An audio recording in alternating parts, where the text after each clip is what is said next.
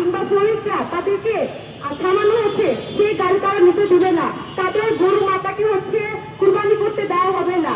এবং আমরা সেখানে দেখতে পারি যে উগ্রবাদী মোদীপন্থী লোকেরা হুমকি দেয় যে যদি এই গাড়ি এখানে থামানো না হয় গাড়িকে আগুন দিয়ে পুড়িয়ে দেওয়া হবে।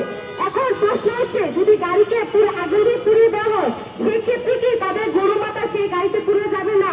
সেক্ষেত্রে কি তাদের যে প্রাণীদের প্রতি পশু প্রেম সেটা কি হচ্ছে ধ্বংস হয়ে যাচ্ছে না?